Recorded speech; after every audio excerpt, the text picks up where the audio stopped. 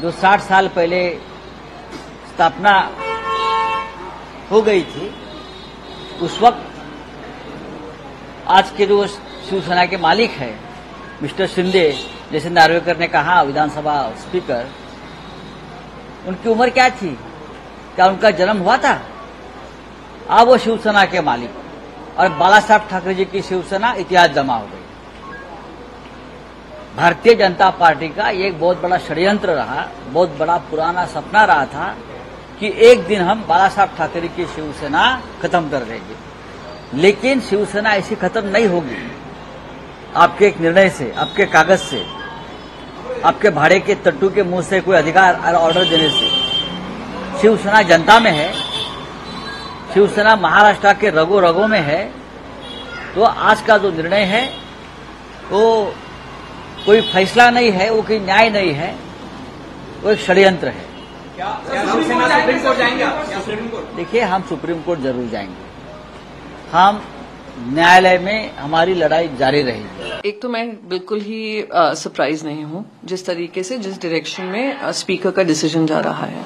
दूसरा, बचपन से हमने ये कहावत सुनी थी, वही होता है जो मंजूर खुदा होता है।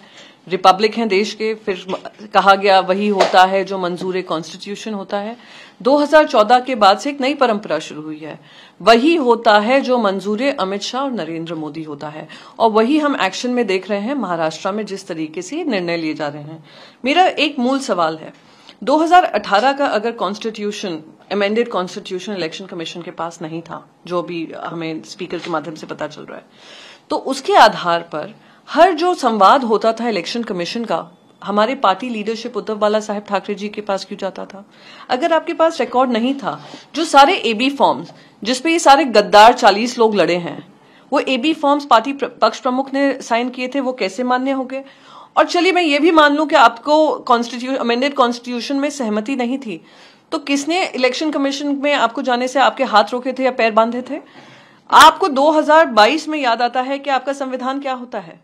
ये कुछ नहीं है, ये मौका परस्ती है, अनफॉर्चुनेट कॉम्प्रोमाइज ऑफ एथिक्स है। जिस चीज को सुप्रीम कोर्ट ने इलीगल और अनकॉन्स्टिट्यूशनल बोला था, उसको वैध करने का काम हो रहा है, ये दुर्भाग्यपूर्ण है।